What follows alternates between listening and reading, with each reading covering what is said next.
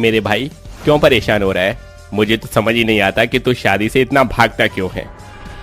देख भाई, तू मेरे बारे में जानता ही नहीं है। मैं ऐसा नहीं चाहता कि मैं जिंदगी भर एक ही लड़की के पीछे भागता रहूं, उसकी दुनिया भर की बातें सुनूं। तू तो जानता है मुझे ये सब बिल्कुल भी पसंद नहीं है। और पहले ही मेरे पास इतनी सारी गर्लफ्रेंड्स हैं, उनका क्या होगा? मैं तो ये कहता हूँ कि तू शादी ही एक बकरी से कर। भाई तू थोड़ा सा पागल हो गया है क्या? एक बकरी से मेरी शादी करवाने की बात कर रहा है? अरे मैं इंसान हूँ, जानवर नहीं जो बकरे से शादी करूंगा।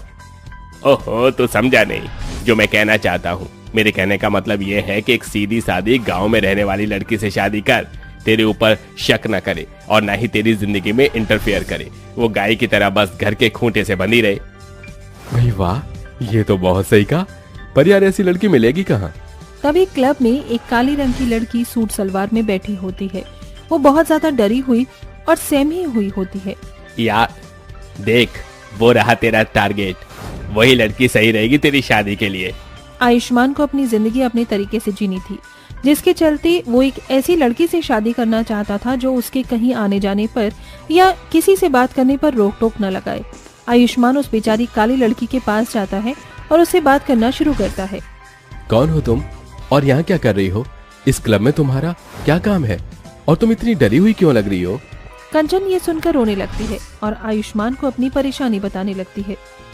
मेरे चाचा ने मुझे यहाँ लाकर एक आदमी को बेच दिया और मैं यहाँ फंस गई हूँ। पता नहीं अब ये लोग मेरे साथ क्या करेंगे। मुझे बचा लो, मुझे यहाँ से ले चलो। आयुष्मान को ये सुनकर बहुत हैरानी होती है। आयुष्मान अपने फायदे के लिए उस लड़की से शादी करके उसे अपने साथ अपने घर ले आता है।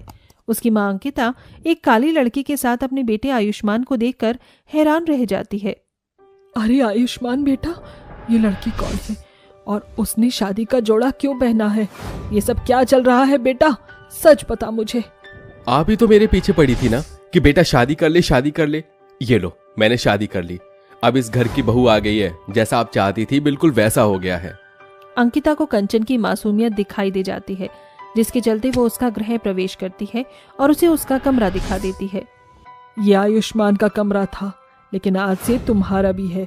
जाओ, तुम फ्रेश हो जाओ, मैं तुम्हारे लिए खाना लगा देती हूँ। अंकिता दिल की बहुत साफ औरत थी। उसे हर काम बहुत नरमाई से करना आता था। लेकिन वहीं आयुष्मान जब अपने कमरे में बेचारी कंचन को देखता है तो वो गुस्से से तिलमिलाते हुए उससे कहता है, किससे पूछकर तुम इस कमरे में आई हो? तुम्हें पता है ये कमरा मेरा है और मेरे कमरे में तुम्हें आने की कोई जरूरत नहीं है। अगर तुम्हें सोना है तो जाओ, हमारे घर की रसोई में बहुत सारी जगह है, वहां जाकर सो जाओ, वहीं तुम्हारी सही जगह है। कुछ पल इतना अच्छा व्यवहार देखने के बाद अचानक से आयुष्मान का इतना सारा गुस्सा देखकर बेचारी कंचन बहुत ज्यादा हैरान रह जाती है। उसे कुछ समझ नहीं आता। वो चुपचाप एक तकिया और एक चद्दर उठाकर रसोई में सोने चली जाती है। अगले दिन अंकिता अपनी बहू कंचन से उसकी रसोई की रस्म करवाती है। तुम्हारी आज रसोई की रस्म है, तो इसीलिए अच्छा अच्छा खाना बनाना, जो भी तुम्हें आता हो बना देना। कंचन खाना बनाने में बहुत ही परफेक्ट थी। उसे बहुत स्वादिष्ट खाना बनाना आता था। वो सभी के लिए खाना बनाकर खाने की टेबल पर लगा देती है। जिसके बाद आयुष्मान और अंकिता दोनों जब खाना खाते हैं तो उन्हें खाना बहुत ही ज्यादा स्वादिष्ट लगता है। अरे वाह माँ, पहली बार आपने आज बहुत अच्छा खाना बनाया है। ऐसा मन कर रहा है कि आपके हाथों को चूम लूं। अरे नहीं बेटा, ये खाना हमने नहीं बल्कि कंचन ने बनाया है। आज उसकी पहली रसोई की रस्म थी। ये सुनते ही आयुष्मान अपना सारा खाना छोड़ देता है और उठकर चला जाता है। जिसके बाद वो फिर से पार्टियों में पहुंच जाता है, जहां उसे 4 अंग्रेजन लड़कियां मिलती हैं। वो अंग्रेजन इतनी खूबसूरत और सुंदर होती हैं कि आयुष्मान उन्हें देखता ही रह जाता है। ये देसी शहर में विदेशी माल कौन लेकर आया है यहाँ? आयुष्मान उन चारों अंग्रेजन के पास जाता है और उनसे बातें करने लगता है। जिसके चलते उसे ये पता चलता है कि वो अंग्रेजन हिंदी भी अच्छी खासी बोल लेती हैं। हमें यहाँ पर अमेरिका से लाया गया है। हम यहाँ अपनी मर्जी से नहीं आए हैं। हम यहाँ किसी की नौकरी करने नहीं आए, बल्कि हमें यहाँ पर लोगों के मनोरंजन के लिए बुलाया गया है। तभी डेजी और एना रोते हुए कहती हैं, मैं वापस अपने घर जाना चाहती हूँ। मुझे यहाँ के लोग बिल्कुल अच्छे नहीं लगे।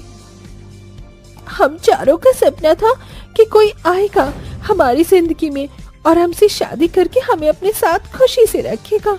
लेकिन देखो, यहाँ हमें धोखे से लाया गया है। अब तो मन करता है कि हम मर ही जाए तो ही अच्छा होगा।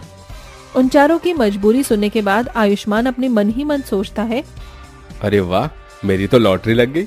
अगर मैं इन चारों से शादी कर लूं तो फिर रात को शीला, दोपहर में बबीता और शाम में गीता, यानी कि मेरी तो लॉटरी लग जाएगी, लॉटरी। फिर तो मेरा ध्यान यहाँ वहाँ कहीं नहीं जाएगा और मेरे पास हर हसीन गोरी चिट्टी विलायती पत्नियां भी होंगी। आयुष्मान उनसे बहुत सारी बातें करता है और बातों ही बातों में उन्हें अपनी तरफ खींच लाता है, जिसके बाद वो उन चारों से शादी करके उन्हें भी अपने साथ अपने घर ले आता है, जहां उसकी माँ अंकिता विदेशी लड़कियों को देखकर अपने बेटे से कहती है, ये सब क्या है और कहां से लेकर आया है तू इन विलायती लड़कियों को? जहां से भी लेकर आया है इनको वापस उनके घर छोड़ा। और ये तुझे क्या हो गया है? कहीं तू पागल तो नहीं हो गया? पहले तूने एक काली लड़की से शादी करी और आज उसकी सौतन लेकर घर पर आ गया है। ये मेरी जिंदगी है माँ, मैं जैसे चाहूं वैसे जीऊंगा। अब आप मेरे रास्ते में मत आओ और ये हसीन विलायती पत्नियां मेरी हैं और मेरे कमरे में रहेंगी। आयुष्मान को अपनी माँ से जरा भी शर्म नहीं आती। वो अपनी चारों गोरी पत्नियों को अपने कमरे में ले जा रहा होता है। तभी वहां पर कंचन आ जाती है और अपनी गोरी सौतन को देखकर कहती है, भगवान, ये आपने क्या किया? पहले मुझसे शादी की और अब इन चारों को ले आए। आखिर आप चाहते क्या हो? मुझे तो इस घर की नौकरानी बनाकर रख दिया है और खुद इन विलायती लड़कियों के साथ ऐश फरमा रहे हो। कंचन के एक एक शब्द आयुष्मान को तीर की तरह चुभते हैं और वो उसके मुंह पर एक जोरदार तमाचा मारकर उसके बालों को जोर से पकड़ता है और कहता है, औकात से बाहर नहीं जाना चाहिए कभी भी।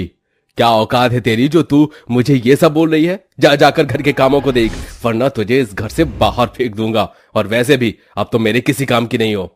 नो नो डार्लिंग, इस लड़की को घर से बाहर फेंकने की जरूरत नहीं है। ये इस घर के कामकाज के लिए परफेक्ट है। जाओ ब्लैक ब्यूटी, घर के काम करो। आयुष्मान अपनी विलायती पत्नियों के साथ अपने कमरे में जाने से पहले कंचन को दूध लाने के लिए ऑर्डर देता है, जिसके बाद बेचारी कंचन रसोई में रोते हुए दूध उबालने लगती है। क्या क्या सोचा था मैंने अपने जीवन में, लेकिन कुछ भी नहीं हुआ है। भगवान, तू ये किस जन्म की सजा दे रहा है मुझे? कंचन जब दूध लेकर आयुष्मान के कमरे के बाहर पहुंचती है तो वो कमरे के अंदर जाकर देखती है, जहां उसका पति अपनी विलायती पत्नियों के साथ मजे कर रहा होता है। ये देखकर कंचन का दिल और ज्यादा टूट जाता है, लेकिन कंचन अपनी पत्नी व्रता धर्म को कभी नहीं भूलती और वो हर कदम पर अपने पति के इशारों पर चलती है। देखते ही देखते कुछ दिन बीत जाते हैं और आयुष्मान अपनी गोरी पत्नियों के चलते कंगाल हो जाता है और इसी के चलते उसकी गोरी विलायती पत्नियां उसे छोड़कर चली जाती हैं, जिसके बाद उसे अपनी गलती का एहसास होता है। सब कुछ लूट कर वो चारों मुझे छोड़कर चली गई। इस दुनिया में कोई किसी का नहीं है। जब मैंने ही किसी के साथ अच्छा नहीं किया तो मेरे साथ अच्छा होगा भी कैसे? Karma is back. कर्मा ने मुझे मेरी सजा दे दी। आयुष्मान को ये सारी बातें करते हुए कंचन सुन लेती है, जिसके चलते हुए आयुष्मान के पास आती है और उससे कहती है, जो हुआ उसे भूल जाइए। बेशक कोई आपका अपना है या नहीं, लेकिन मैं और आपकी माँ हमेशा आपके साथ रहेंगी। कंचन का ये बर्ताव देख आयुष्मान उससे माफी मांगता है। कंचन आयुष्मान को माफ कर देती है, जिसके बाद आयुष्मान कंचन के साथ एक नई जिंदगी की शुरुआत करता है और उसके साथ खुशी खुशी रहने लगता है।